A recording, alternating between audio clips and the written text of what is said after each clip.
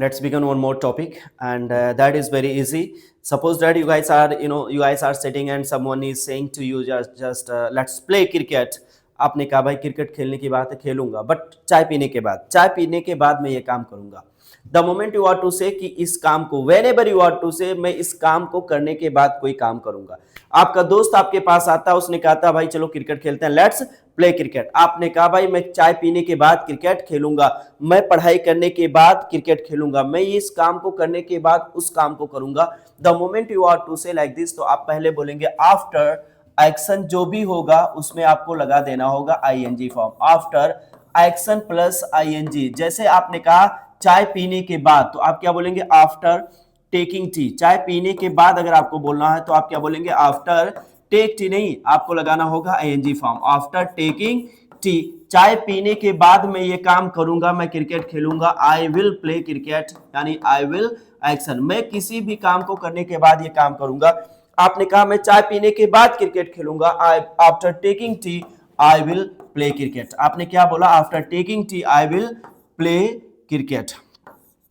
आपने कहा मैं चाय पीने के बाद क्रिकेट खेलूंगा, after taking tea I will play cricket. आपका दोस्त बोला यार चलो बाजार चलते हैं, आपने कहा भाई रुक जा चाय पी लेते हैं, चाय पीने के बाद बाजार चलूंगा, after taking tea I will go to market. आपने कहा यार चलो, आपका दोस्त बोला यार चलो मार्केट चलते हो, आपने कहा यार रुक जाओ नहा लेता हूं, नहाने के बाद फिर मैं मार्केट चलूंगा. आफ्टर नहाने की इंग्लिश आप टेक बात लगाते हैं तो फिर से आ जाएगा आफ्टर टेकिंग बात I will go to market. मैं बाजार जाऊंगा, I will go to market. कोई भी काम करने के बाद आप काम करेंगे तो आप लगाएंगे आफ्टर, और उसके बाद जो भी एक्शन आएगा, जो भी काम आएगा, जो भी वर्ब आएगा, उसमें आपको क्या लगा देना है, आईएनजी लगा देना.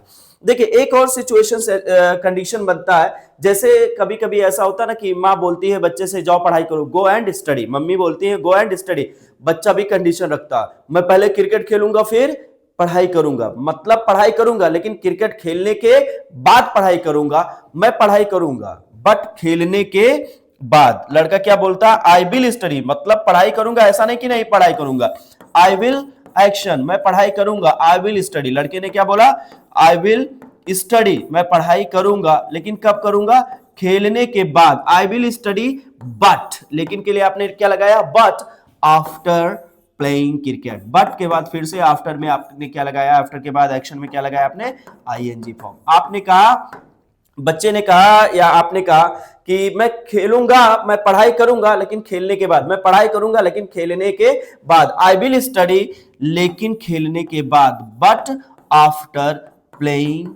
आपने बोला जो भी होगा खेलना आप उसको आगे मैनेज कर लेना, आफ्टर प्लेइंग. मैं पढ़ाई करूंगा, I will study but after playing.